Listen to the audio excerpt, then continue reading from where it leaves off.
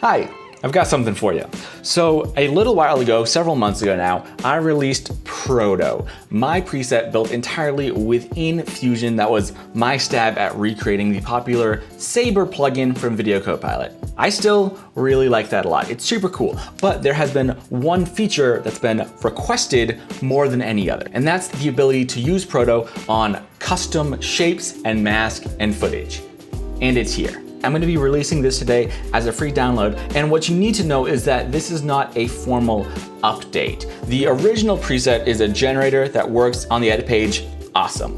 This has to work entirely within the Fusion page. So it's going to take a little more knowledge, but you'll be able to do tons of stuff with it really easily. But because of that, we also need to set it up in a really particular way. So I'm going to walk you through that, and then we'll jump into what this preset can do. So I'm here in DaVinci Resolve on the edit page. I'm going to jump over to the Fusion page, and without doing anything else, I'm going to come up to this menu, click Fusion, Macro Editor, File, Open.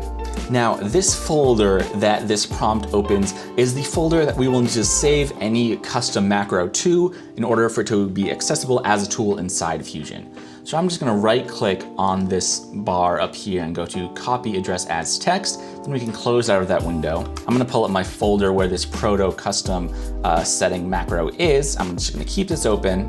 I'm going to open up a new file explorer, and in this bar up here, I'm going to paste that address. So it'll open up that same folder. Then I can just either drag or copy and paste this over, and you'll see Proto Custom showing up. Then back in Fusion, you can click Shift Space down here in the Nodes viewer. I'm gonna close out of this Mac. If you start typing Proto, you will see this Proto Custom Tool. You can click Add, and you will have this group of nodes automatically brought in. You can either double click to open this or Control E to open and close. And you'll see here, this entire node tree is how I built this Fusion effect. But if you have this selected and move over to the inspector, you'll see some changes. Now what you'll notice I've done in this version of Proto is that I've completely stripped away all the custom source presets. In the main Proto, I have a circle and a square and a custom line and text and all of that. That's not present here because this is meant to fall into an existing node tree. You're meant to pipe something custom into it. So if we look at the inspector, we do have some custom versions up here, and then the same master controls and effects controls to really fine tune this. But because of how this is built, even if I connect it to the media out, if I preview this Proto, you will see nothing because it requires an input. So what I'm gonna do is I'm going to just click this polygon mask down here. I'll pull this up in viewer 1, and I'm just gonna draw a little squiggly back and forth. And you'll see that, and I can pipe that into Proto, and nothing will still happen. And that's because we need to come to this mask and just barely pull up this border width. And then now you'll see there, now we have our little Proto line. And you can jump into Proto, change any of these settings. The existing presets are over here as well if you like any of those, or you could set a new version, customize this any way you want. And this is completely dynamic on whatever you plug into this effect. For example, let me disconnect this polygon, but pull in some of this gameplay footage I have. I'm gonna trim this a little bit till we get to some of the action. Very nice.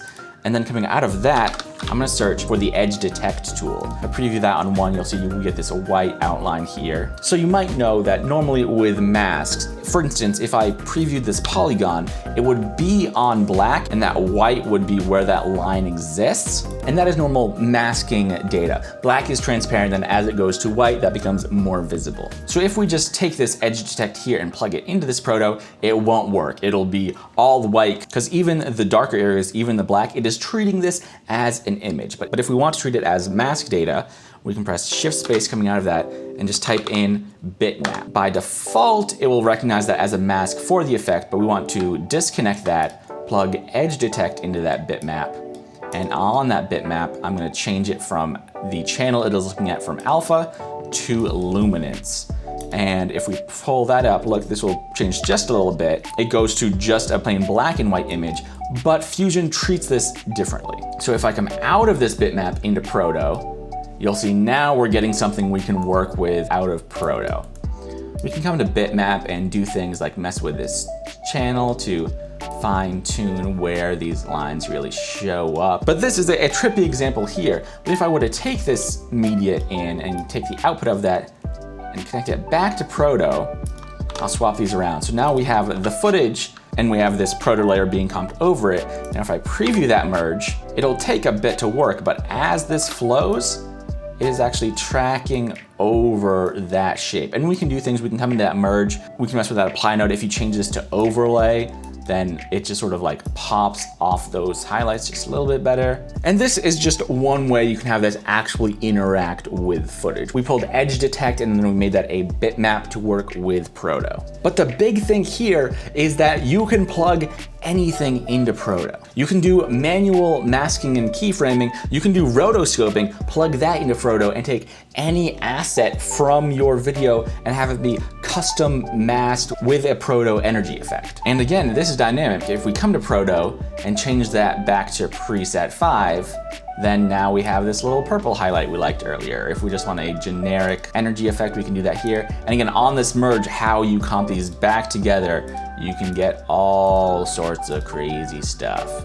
I'm super excited to get this out to all of you. And I would even love to do follow-up videos on how to use this in particular ways. So if you have any questions about how you could integrate this or use this in different ways, especially with gameplay footage or live action footage, I would love to see those questions and maybe provide some answers. So to get hands-on, check out the link in the description. Thanks, I'll see you next time.